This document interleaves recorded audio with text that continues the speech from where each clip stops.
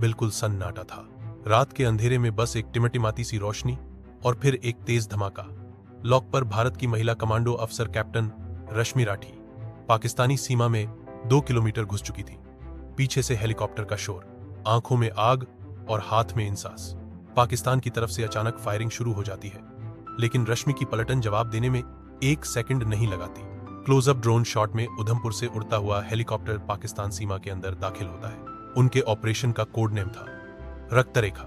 सीमा पर तनाव तो था, लेकिन ऐसा कि अब भारत खुलकर सामने आ गया है। इंडिया ने साफ कहा है, हम आतंकवाद पर वार नहीं करेंगे, हम आतंकवाद की जड़ पर वार करेंगे। गूगल मैप स्टाइल एनिमेशन, जिसमें उधमपुर से ऑपरेशन की लोकेशन ट्रैक होती है, समय, तारीख और टारगेट एरिया के साथ। यह सिर्फ एक महिला अफसर की कहानी नहीं थी, ये उस भारत की कहानी थी जो अब गूंगा नहीं है, जो अब चुप नहीं रहेगा। ये वही भारत है जिसने 7 मई की रात को कराची के पास स्थित हिदायतुल्ला आतंकवादी कैंप पर एक ऐसा प्रिसिशन स्ट्राइक किया कि पाकिस्तान 12 घंटे तक जवाब नहीं दे पाया। सैटेलाइट इमेज में रात में जलते हुए कैंप, फिर ब्लैक स्क्रीन पर सिर्फ एक line, this is India's new red line. और मजे की बात यह है कि पाकिस्तान ने पहले दिन इस हमले को मानने से ही इनकार कर दिया, लेकिन जैसे ही बीबीसी और अल जजीरा ने खुलेआम सैटेलाइट फुटेज जारी की, पाकिस्तान की इस पर की पोल खुल गई।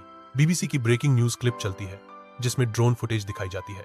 Indian strike destroys suspected terror base near Karachi. 8 मई की सुबह जब दुनिया उठी तो ट्विटर पर रेड लाइन क्रॉस ट्रेंड कर रहा था, लेकिन असली कहानी अब शुरू होती है। पंजाब के फिरोजपुर सेक्टर में एक किसान के मोबाइल पर वीडियो वायरल हो गया। रात में खेतों के ऊपर कुछ उड़ता दिख रहा था। शक था कि यह पाकिस्तानी ड्रोन है, लेकिन अगले ही पल 2 भारतीय मिग 29 उस दिशा में धुआं छोड़ते। वीडियो फीड, रात में मोबाइल से रिकॉर्ड किया गया शेकी फुटेज, जिसमें आसमान में 2 रोशनी की लकीरें जाती हैं। असल में यह सिर्फ ड्रोन का जवाब नहीं था, यह साइकोलॉजिकल वॉरफेयर था। भारत ने ड्रोन को गिराया भी और पाकिस्तान को यह भी दिखा दिया कि हर सेक्टर पर हमारी नजर है। उसी रात श्रीनगर बेस से उड़ान भरते हुए विंग कमांडर यश अग्रवाल ने एक ऐसी मिसाइल लॉन्च की जो सटीक निशाने के लिए जानी जाती है, स्पाइक एंड लॉस। टारगेट था पीओके के भीतर एक लॉन्च पैड, जहां से घुसपैठ की तैयारी हो रही थी। थर्मल विजन फुटेज, रात में एक रॉकेट लॉन्च होता है, फिर एक्सप्लोजन का फ्लैश। इंपैक्ट के बाद जब धुआं छटा तो 4 किलोमीटर दूर से लिया गया। एक थर्मल शॉट में सिर्फ राख बची थी। भारत ने इस बार सिर्फ पलटवार नहीं किया, रणनीति बदली है।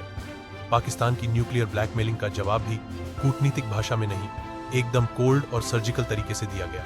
स्प्लिट स्क्रीन, एक तरफ पाकिस्तानी एनालिस्ट टीवी पर हकलाते हैं, दूसरी तरफ यूएन में भारतीय डेलीगेट्स शांत मुस्कुराहट के साथ चुप बैठे हैं। 8 मई को एक और बड़ी घटना हुई। गुजरात के कांडला पोर्ट से 300 किलोमीटर दूर एक सस्पिशियस नाव पकड़ी गई। नाव में ना कोई मछली थी, ना कोई नेट्स, लेकिन नीचे छिपे थे आईईडी कंपोनेंट्स और एक encrypted satellite phone. Coast guard द्वारा लिए गए एक्चुअल फुटेज। बोट को रोकते हुए जूम इन करके फोन और एक्सप्लोसिव्स दिखाया जाता है। पूछताछ में पता चला कि ये नाव बहावलपुर से चली थी, वहीं से जहां जैश ए मोहम्मद का जन्म हुआ था। इस सबके बीच मोदी सरकार ने न तो प्रेस कॉन्फ्रेंस की, न ही जोश में कोई बयान दिया। बस एक लाइन, बोलना नहीं, दिखाना है। मोदी का शैडो प्रोफाइल फ्रेम, जिसमें पीछे भारत ड्रोन शो की झलक चल रही होती है। आप सोच रहे होंगे कि पाकिस्तान की प्रतिक्रिया क्या थी। इस पर ने पहले कहा कि भारतीय दावा झूठा है, फिर रात 2 बजे ट्वीट डिलीट कर दिया गया। स्क्रीन रिकॉर्डिंग, आईएसपीआर का ट्वीट पहले लाइव, फिर अनअवेलेबल दिखता है। और अगले दिन रावलपिंडी में ब्लैकआउट की खबर आई। मल्टीपल सोर्सेज ने बताया कि सेना की कम्युनिकेशन लाइन हैक की गई थी।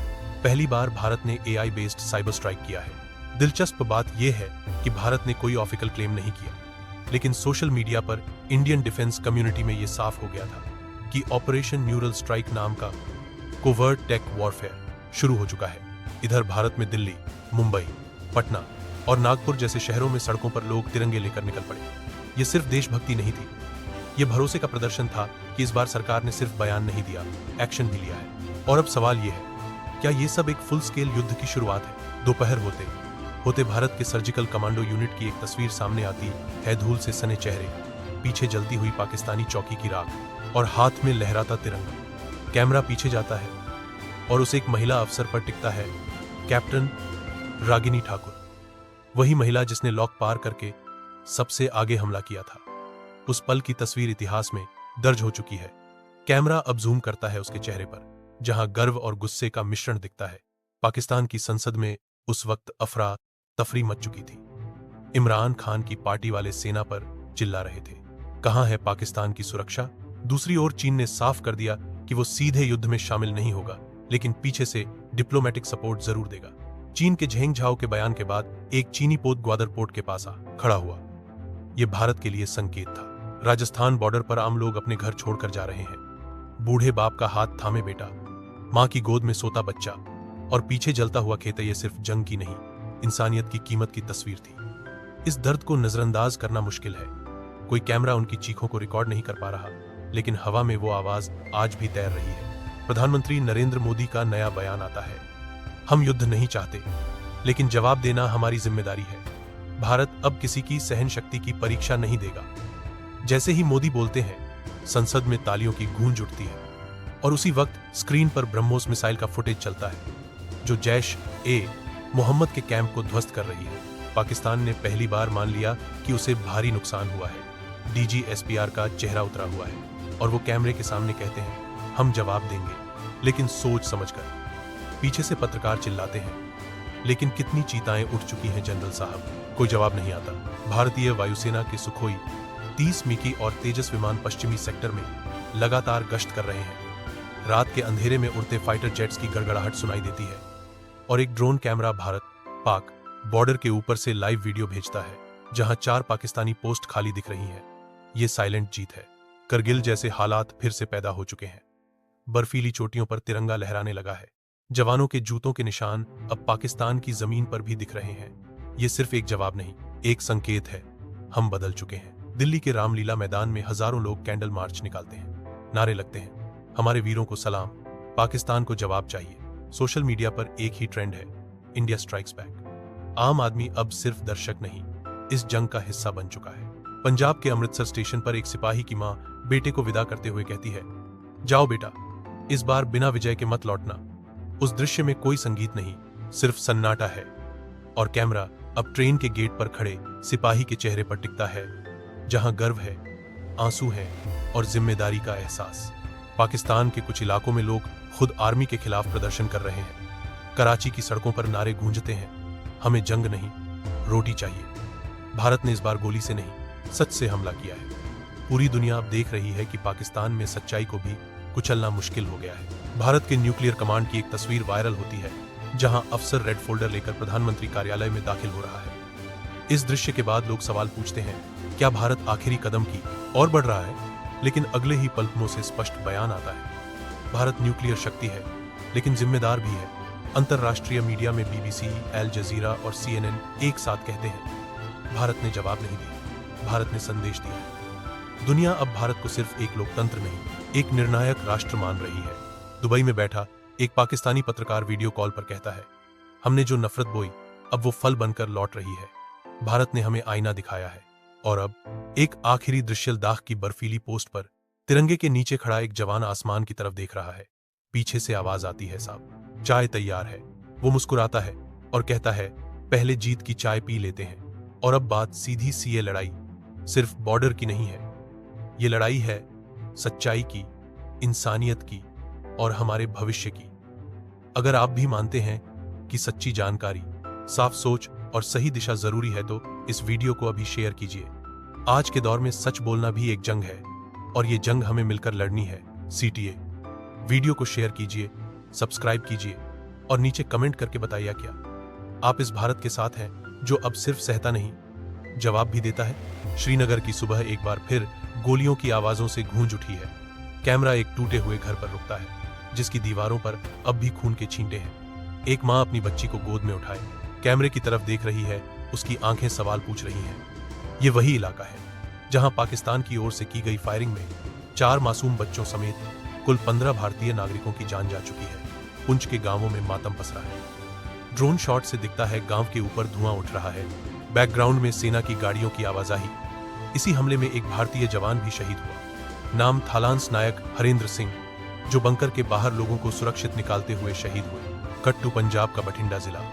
खेतों में काम कर रहे लोगों पर आसमान से अचानक एक अज्ञात विमान गिरता है। फसलों के बीच धूल उड़ती है और फिर शोर सुनाई देता है। एक किसान की जान चली गई, 9 लोग घायल हैं। दूसरी तरफ अब कैमरा सिंध प्रांत में पाकिस्तान के एक स्कूल पर रुकता है, दीवारों पर छेद हैं, पास ही एक मस्जिद की मीनार झुकी हुई है। पाकिस्तान के मुताबिक भारत की रिटेलिएटरी स्ट्राइक में 31 नागरिकों की मौत हुई है, जिनमें 5 बच्चे भी थे। इस हमले में घायल हुए एक पाकिस्तानी बच्चे की तस्वीर सामने आती है, जो अस्पताल के बिस्तर पर पड़ा है, आंखें बंद है, सांसें धीमी है। भारत का दावा है कि उसने केवल आतंकवादी ठिकानों को निशाना बनाया, लेकिन पाकिस्तान के सरकारी बयान कुछ और कह रहे हैं। रावलपिंडी के एक सेना बेस पर रात 2 बजे हमला हुआ था। रिपोर्ट के अनुसार विंग कमांडर ज़हरा हुसैन, जो पाकिस्तान की पहली फ्रंटलाइन महिला ऑपरेशनल अफसर थीं, घायल हुई हैं। इधर एलओसी पर हमारी कैप्टन शालिनी राठौर, जिनका नाम अब देश भर में गर्व से लिया जा रहा है, ने 7 मई की रात पाकिस्तान की सीमा के 2 किलोमीटर अंदर घुसकर एक आतंकी लॉन्च पैड को ध्वस्त किया। उसी दौरान उन्होंने 3 आतंकियों को ढेर किया और ऑपरेशन को बिना किसी नुकसान के पूरा किया। ग्राउंड से विजुअल्स आते हैं, भारतीय सेना के जवान T-90 टैंकों के साथ घाटी की ओर बढ़ रहे हैं। बैकग्राउंड में एक फौजी गीत बजता है। भारत में इस समय सेना के कई हाई अलर्ट जोन एक्टिवेट कर दिए गए हैं। राजधानी दिल्ली के पास गाजियाबाद में एयर डिफेंस मिसाइल सिस्टम लगाया गया है। सैटेलाइट इमेज में दिखता है भारत की ओर से अंबाला और पठानकोट एयरबेस से लड़ाकू विमान रात में उड़ान भरते हैं। लेकिन यही तो वो मोड़ है जहां दर्शक सोच में पड़ जाते हैं, क्या इसका अंत होगा। भारत और पाकिस्तान के बीच अब तक कुल मिलाकर भारत 16 मृतक, 15 नागरिक, 1 सैनिक, 52 घायल, और पाकिस्तान की ओर से 31 नागरिक मृतक, 50 घायल, जिनमें 4 सैनिक भी शामिल हैं। सवाल यही है, कितनी और लाशें बिछेंगी जब तक सियासत अपनी चालें चलना बंद नहीं करेगी। और अगर आपको लगता है कि इस मुद्दे पर और लोगों को जागरूक होना चाहिए, तो अभी इस वीडियो को शेयर करें। कोई टिप्पणी ना करें, बस शेयर करें ताकि किसी की नींद खुले, शायद किसी का जमीर जागे। दोस्तों, हम आज एक ऐसे टाइमलाइन को देखेंगे जो सिर्फ एक विवाद नहीं बल्कि एक युद्ध की शुरुआत है। 2025 में भारत और पाकिस्तान के बीच संघर्ष ने पूरी दुनिया को हिलाकर रख दिया। यह सिर्फ एक मिसाइल हमले का मामला नहीं था, बल्कि दोनों देशों के बीच की सुलगती आंतरिक और बाहरी राजनीति का नतीजा था। आइए जानते हैं उस दिन की पूरी कहानी, जो हमारे सामने एक खौफनाक मोड़ लेकर आई। 2025 में पाकिस्तान के खुफिया तंत्र और सेना ने भारत के सैन्य ठिकानों पर एक जोरदार मिसाइल हमला किया। यह हमला जम्मू और कश्मीर के सीमावर्ती इलाकों में हुआ, जहां भारतीय सेना के कई महत्वपूर्ण बैरक और एयरबेस को निशाना बनाया गया। पाकिस्तान के प्रक्षिप्त मिसाइल ने भारतीय धरती पर कई किलोमीटर तक तबाही मचाई। पाकिस्तान की ओर से यह हमला अपने आप में कई सवाल खड़े करता है। क्या पाकिस्तान ने यह कदम पहले की परिस्थितियों और अपनी कमजोरियों के कारण उठाया? पाकिस्तान का कहना था कि यह हमला भारत के बढ़ते आक्रमण के खिलाफ एक सख्त जवाब था। उनके अनुसार भारत ने कश्मीर के कुछ इलाकों में बढ़ते हुए सैन्य अभियानों के जरिए पाकिस्तान को उकसाया था। पाकिस्तानी आर्मी के जनरल और इसी के प्रमुख ने इस हमले को एक आत्मरक्षा का उपाय बताया, यह कहते हुए कि भारत के बढ़ते हमलों का जवाब दिया गया। अब बात करते हैं भारत की प्रतिक्रिया की। जैसे ही पाकिस्तान का मिसाइल हमला हुआ, भारतीय सेना ने तुरंत जवाबी कार्रवाई की। भारतीय वायुसेना ने पाकिस्तान के भीतर गहरी घुसपैठ की और कुछ महत्वपूर्ण सैन्य ठिकानों को निशाना बनाया। भारतीय वायुसेना ने पाकिस्तान के रावलपिंडी और इस्लामाबाद के पास स्थित एक सैन्य स्थल पर बमबारी की, जिससे पाकिस्तान की सेनाओं को काफी नुकसान हुआ। भारत के रक्षा मंत्री ने स्पष्ट रूप से कहा कि भारत को अपनी सुरक्षा से कोई समझौता नहीं करना है। प्रधानमंत्री मोदी ने तुरंत देशवासियों से शांत रहने की अपील की और कहा कि हमारा सैनिक हर हाल में अपने कर्तव्य को निभाएगा। यह बयान न सिर्फ पाकिस्तान को जवाब था, बल्कि पूरी दुनिया को यह संदेश भी था कि भारत अपनी राष्ट्रीय सुरक्षा के मामले में किसी प्रकार का समझौता नहीं करेगा। इस पूरे घटनाक्रम का सबसे बड़ा असर अंतर्राष्ट्रीय स्तर पर हुआ। UNGINGINs, अमेरिका और यूरोपीय देशों ने पाकिस्तान और भारत से शांति की अपील की, लेकिन दोनों देशों के बीच तनाव इतना बढ़ चुका था कि दोनों देशों की सेनाओं ने अपनी सीमाओं पर सख्ती से निगरानी।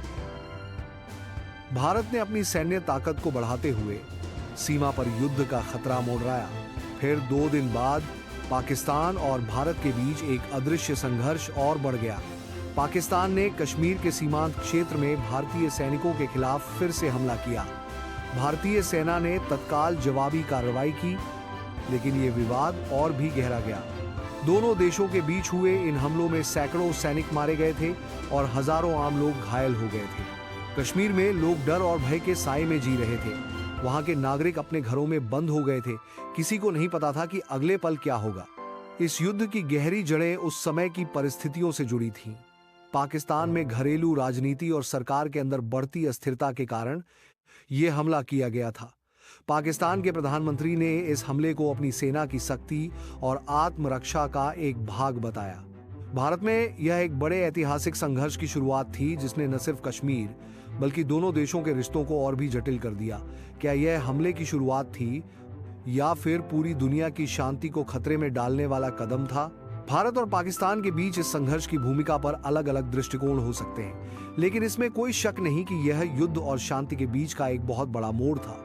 दोनों देशों ने अपनी सेनाओं को पूरी तरह से तैयार कर लिया था और पूरा क्षेत्र एक तनावपूर्ण स्थिति में था।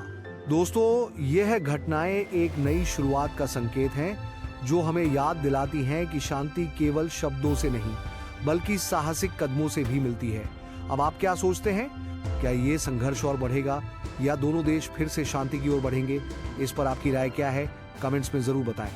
अगर आपको ये वीडियो पसंद आया हो तो हमारे चैनल को सब्सक्राइब करना न भूलें और इस वीडियो को लाइक करें। हम अगले वीडियो में फिर से एक नई कहानी के साथ लौटेंगे।